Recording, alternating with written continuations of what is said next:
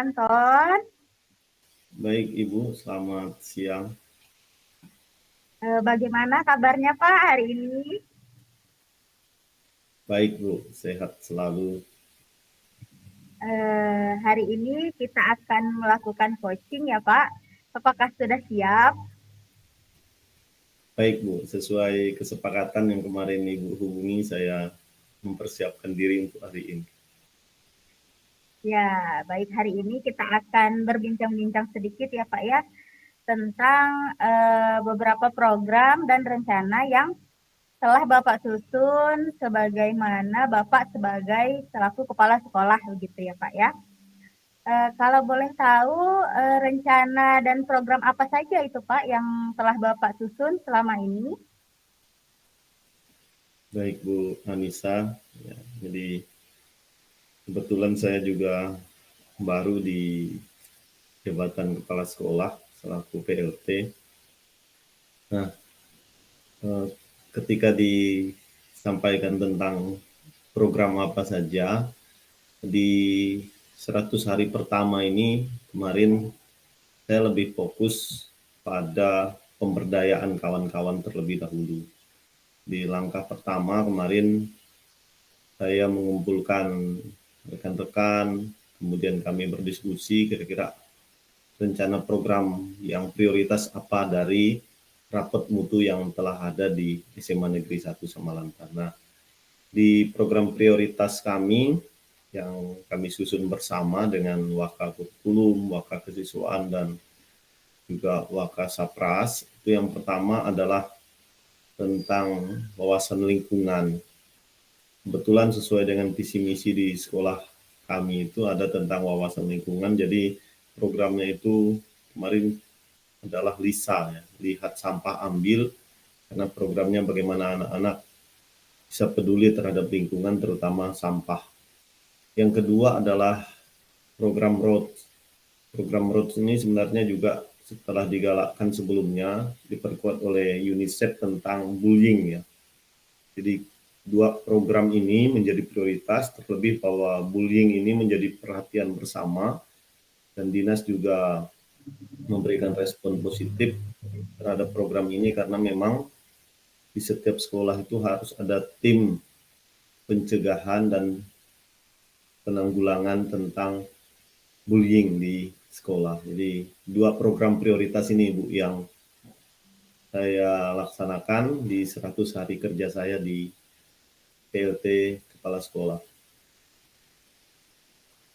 Baik, bagus sekali ya Pak ya programnya ya, terutama yang bullying itu memang ya Pak ya. Memang kita harus eh, lakukan lah gitu ya Pak ya, bentuk tim itu menurut saya itu bagus sekali karena kadang anak-anak itu melakukan itu karena mereka itu lalai, kita lalai gitu dalam melihat mereka. Jadi hal-hal bullying itu kadang bisa terjadi. Dari program-program tadi ya Pak ya, eh, apa nih yang ingin Bapak capai melalui program-program tersebut? Dari program tadi apa wawasan lingkungan, program prioritas ya Pak ya, dan program apa nih yang ingin Bapak capai nih dari kegiatan-kegiatan prioritas ini tadi? Baik Bu, jadi tujuan atau harapan yang ingin kami capai dengan program ini, yang pertama bahwa sesuai dengan visi misi kami membangun wawasan lingkungan kepada peserta didik. Dengan program ini kami berharap bahwa wawasan lingkungan anak-anak ini tertanam terutama dalam pengelolaan sampah, karena prioritas nanti ketika sampah juga nanti berkaitan dengan kesehatan lingkungan, kemudian bagaimana mereka memperhatikan lingkungan kelas, sampai dengan yang lebih besar adalah skopnya lingkungan sekolah, sampai nanti pengelolaan sampah dan lain sebagainya. Nah, itu tujuannya bahwa anak-anak punya wawasan lingkungan. Kedua, bahwa kita berharap dengan program ini sekolah kami menjadi sekolah yang hijau atau disebut dengan Green School untuk mempertahankan adiwiyata di tahun 2017. Nah, yang program kedua untuk bullying ini kita memang konsen di bullying. Kita berharap tidak ada terjadi bullying di sekolah, karena dari data kami di BK itu selama 1 tahun terakhir itu sekitar ada 7-8 kasus yang berkaitan dengan bullying. Nah ini, maka tadi saya sampaikan berkaitan dengan raport mutu kami, terlebih juga bahwa dari catatan BK ini menjadi perhatian.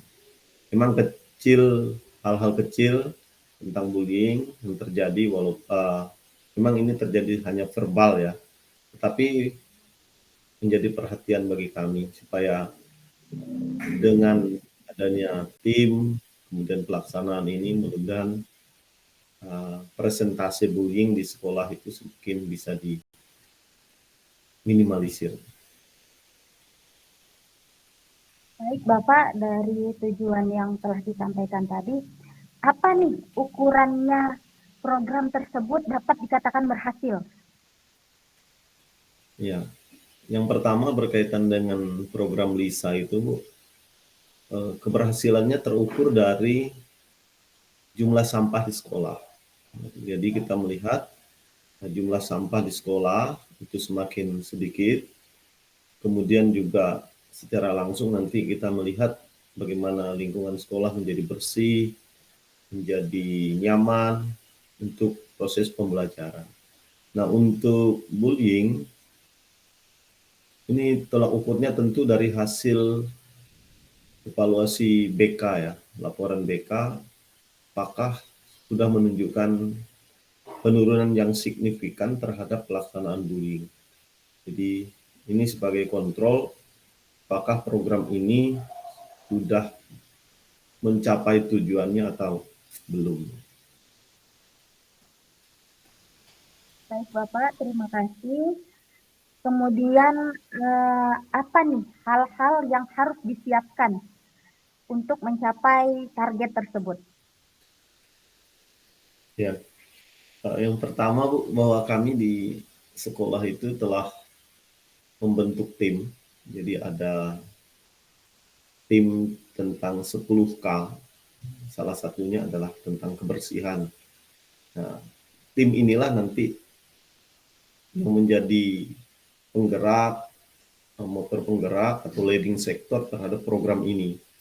Jadi di sekolah itu tim ini nanti membuat program pelaksanaan, menyusun rencana sampai dengan rencana tindak lanjut, sampai dengan evaluasi. Termasuk juga di dalam bullying itu sudah ada tim TPPK namanya. Nah, di tim itulah juga sama bahwa mereka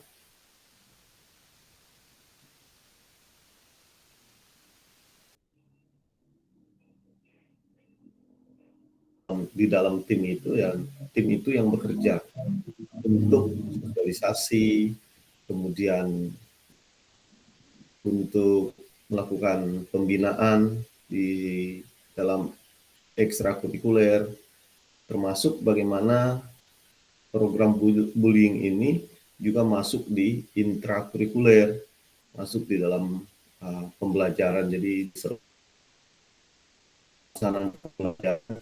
selalu disisipkan tentang profil pelajar Pancasila, salah satunya bagaimana menghargai orang lain dan lain sebagainya. Baik, Bapak, baik sekali. Sudah disiapkan ya, Pak, ya, masing-masing timnya untuk dua program tersebut sudah tersusun rapi. Ini sepertinya rencananya ini. Kemudian, kira-kira dukungan yang diperlukan, Bapak, apa saja? Dukungan dari siapa? Apa saja? Gitu, untuk kegiatan ini dapat terlaksana? Baik, Bu. Itu dalam mencapai tujuan tersebut, satu, bahwa tim tidak bisa bekerja sendiri. Nah, ini perlu adanya dukungan dari berbagai pihak. Yang pertama adalah dukungan dari internal dulu, bahwa Bapak Ibu guru selaku pendidik di lingkungan sekolah ini memberikan dukungan positif terlebih dahulu. Bagaimana caranya? tentu menyambut baik program yang dibuat oleh tim dan diaplikasikan dalam pelaksanaan di kelas melalui wali kelas, melalui program-program intrakurikuler, kokurikuler, dan ekstrakurikuler. Jadi yang pertama adalah intern di sekolah dulu, itu guru. Yang kedua adalah intern sekolahnya siswa. Jadi siswa juga menjadi prioritas sebagai bagian penting untuk pelaksanaan ini. Maka dengan kegiatan-kegiatan di sekolah, seperti misalnya PPDB, di situ ada pengenalan lingkungan sekolah, di sana disisipkanlah nilai-nilai itu tentang bagaimana kita meminimalisir bullying di lingkungan sekolah. Nah, yang kedua adalah di eksternal sekolah sendiri. Ya, maka di tim itu juga dilibatkan orang tua. Jadi dukungan dari guru-guru, siswa juga mengetahui program ini, kemudian orang tua, dan tidak kalah penting adalah dari pimpinan sekolah sendiri.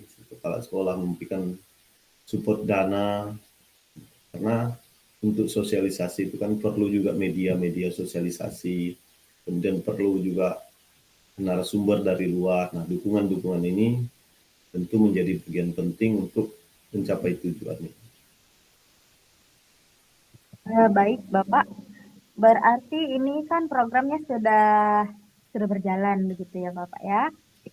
Kemudian kira-kira kapan nih eh, akan dilakukan refleksi begitu untuk kegiatan ini? Kan tadi sudah disusun, sudah dilaksanakan gitu. Kira-kira kapan nih akan dilakukan refleksi kembali untuk oh ini sudah berhasil, oh ini yang kurang begitu, Bapak. Ya, Bu.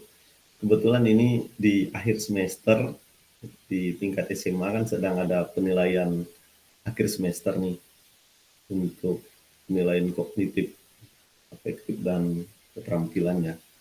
Nah, jadi evaluasi ini kami buat pertama itu per triwulan. Jadi tim itu melaporkan sejauh mana perkembangan dan pelaksanaannya. Kemudian evaluasi secara umum nanti akan dilaksanakan di akhir semester. Sekaligus rapat untuk evaluasi program selama 1 semester bersama Bapak Ibu Dewan Guru. Jadi ada rapat bersama Bapak Ibu Dewan Guru yang juga dihadiri oleh komite. Nah, disinilah nanti akan dilaporkan tolak ukurnya, apakah sudah berhasil program ini, apa saja kendalanya, apa saja tantangannya, dan di semester 2 tentu ini menjadi prioritas untuk pelaksanaan berikutnya. Jadi kalau sudah ada evaluasi di semester 1, apa nih yang kurang nih yang sudah kita buat, nah, nanti di semester 2 baru kita perbaiki kembali.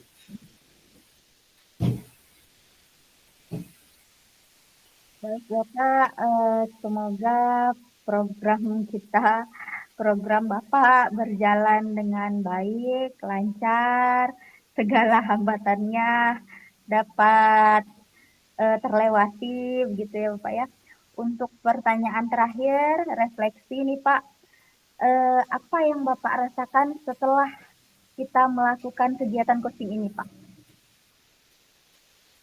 Baik, jika melaksanakan coaching ini tentu dengan Ibu membuat pertanyaan, kemudian kita berdiskusi, ini semakin menguatkan kami tentang program ini untuk tetap bisa dilaksanakan untuk kedepannya. Kemudian segala hambatan dan tantangan itu yang tadi sudah kita bicarakan, mudah-mudahan bisa kami tangani, bisa kami evaluasi sehingga pelaksanaan program ini ke depan itu akan semakin baik dan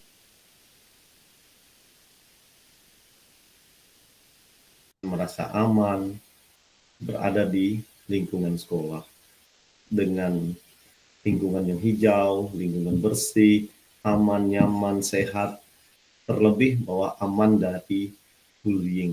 Karena kami menyadari bahwa perundungan ini menjadi bagian penting